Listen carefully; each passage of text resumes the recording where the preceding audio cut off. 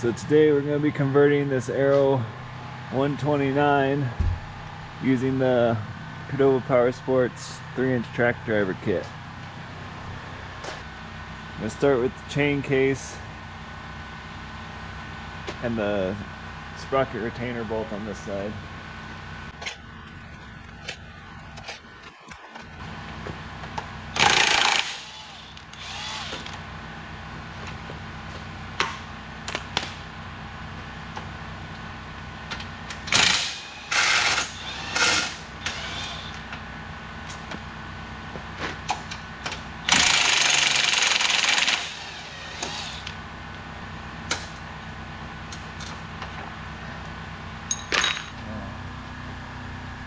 Take all the fasteners holding it to the top of the tunnel.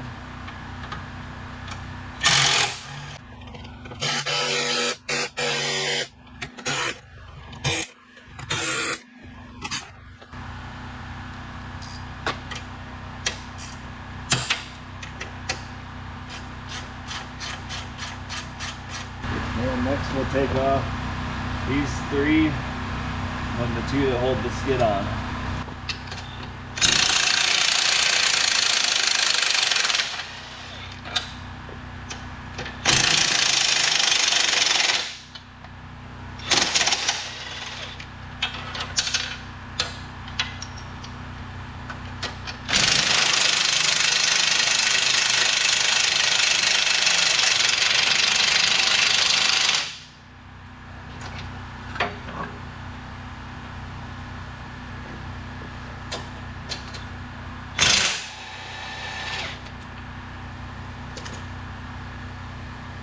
Okay, so this is a pretty common thing since these are Loctited in, is that this will just spin and spin and spin and knock them out. Get this fastener started in there, put the wrench on this side. So what we'll do is we'll tighten this one down.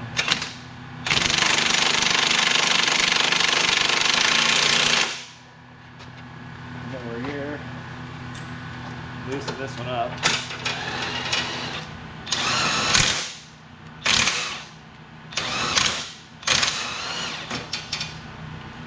Move our last skid bolt.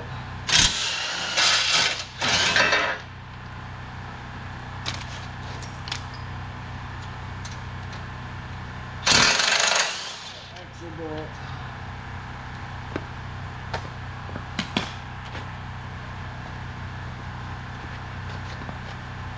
Now, this will just come off.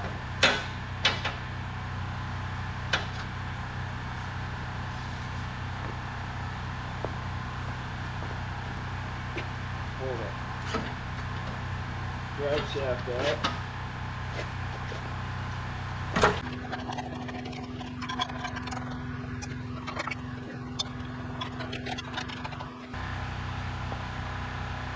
So what you do is you put this in a vise normally. Knock that in there nice and firmly. And give it a twist and a pull.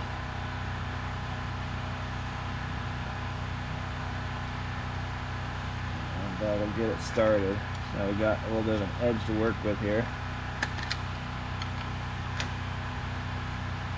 We'll keep prying that off little by little.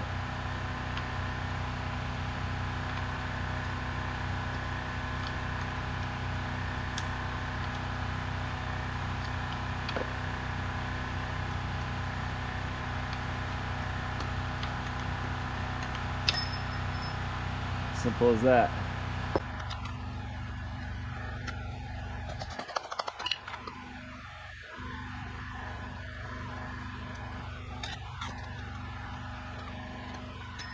Okay. So now you got all four of your rings off. You're gonna take these and you're gonna press them onto the drivers. So these have a little taper on one side, so you want to make sure that that's facing the driver.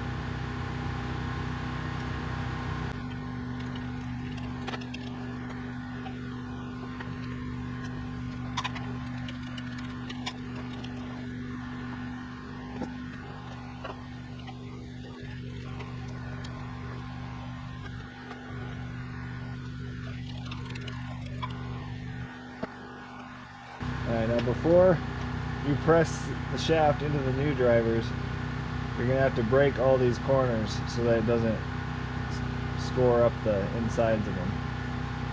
And that's probably the most important part, is to make sure that these are rounded off a little bit, because it's real easy. If anything's not lined up perfect, it'll take a big chunk out of them. You can get a really bad alignment if you don't do this.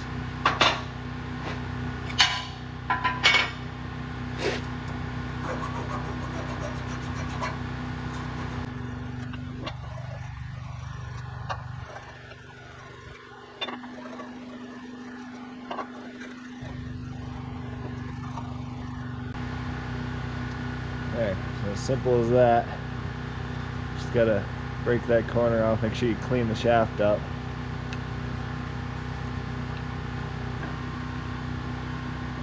So I like to press them both from the same side in order to, so you only have to file one edge.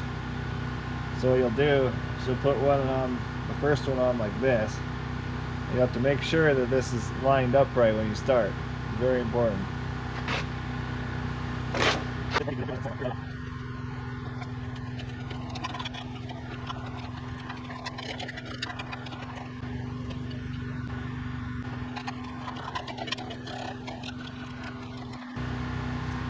So on the Arrow 120 and the Riot 120, this will be about 3/8 is where you want to stop. Maybe a little bit past that, a little bit, so maybe a little less than 3/8.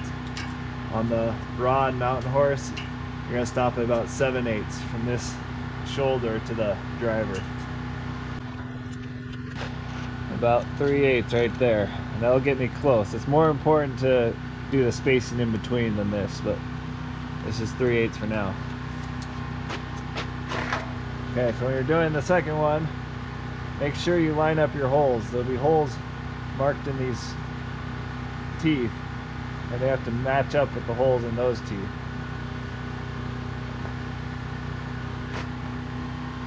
Okay, so get this lined up in here, put it in. Now we gotta be a little more careful because we're gonna be trying to measure off this side.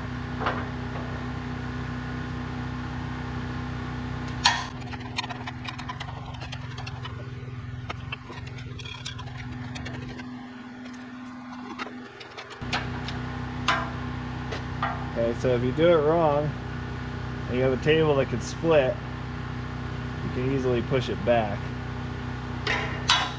So, but the reason we try to keep these from being too far in, or we try and keep these spread further out to start with, is so it's easier to fix if you don't have a splittable table. So we got our first side here. I guess this is the first side. So we got about 3/8 there, about a 1/4 inch there. We measure our centers by putting it over here. Then we got 5 and an 8. So we need to shrink them together more. So we'll start with the side that needs to go in further from the shoulder.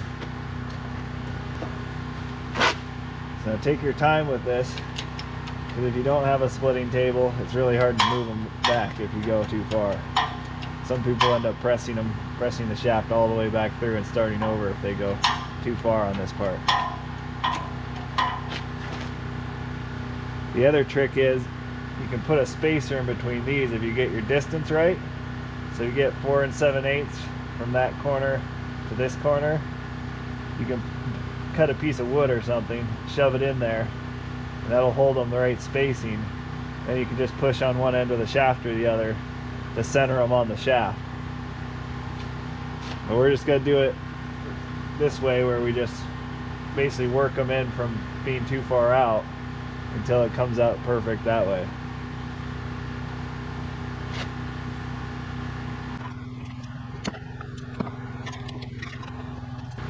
Okay, so there's our, we've worked them into 4 7/8. You got scotch over 3/8 there, and scotch over 3/8 on that end. So this should work perfectly. So test that. We're gonna throw this in this track.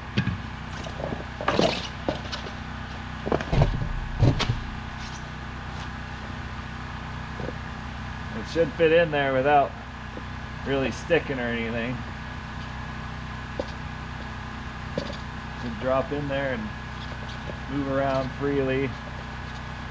That means you got it pretty good. As long as these shoulders are the same on both sides and it does that, then you're fine. So now that you got your drivers on, you got your rail extensions on, you got your mini idlers installed, you should be able to just basically reassemble it and you're good to go. On the raw, there's a couple more modifications, but those are fairly easy and they're in the instructions.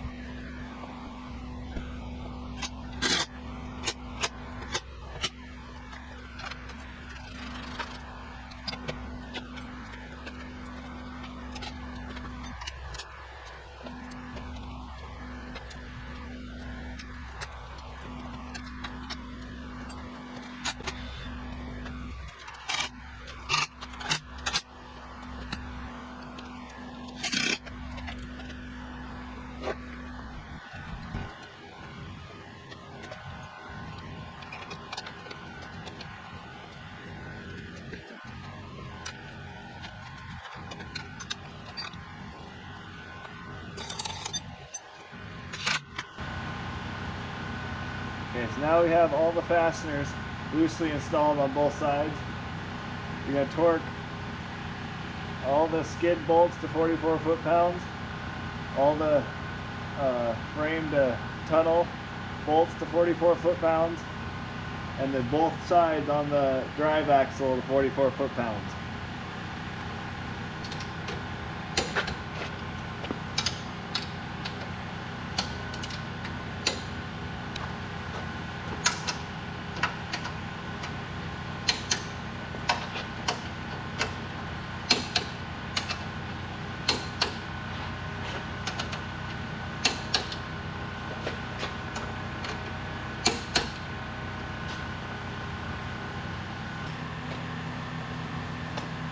Torque the drive shaft, get another wrench, put it on the other side.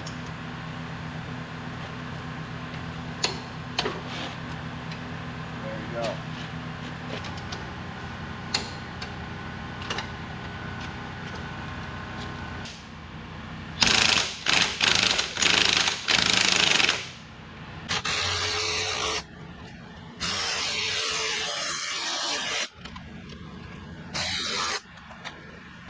Okay, so for these conversions, they have a really tall extrovert tooth, so they'll actually run really like a lot of slack, but it'll wear them out really quick. So what you want to go for is about an inch usually.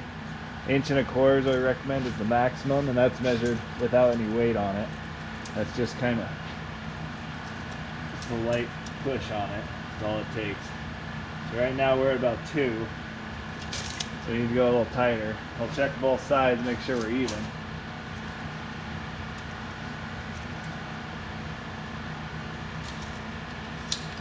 We need to go more this side.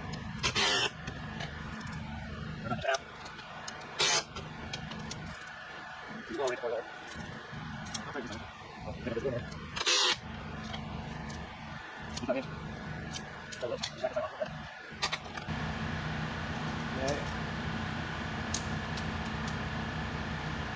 Okay, so we got an inch on both sides on the slackiest part of the track. So we'll go ahead and lock these down.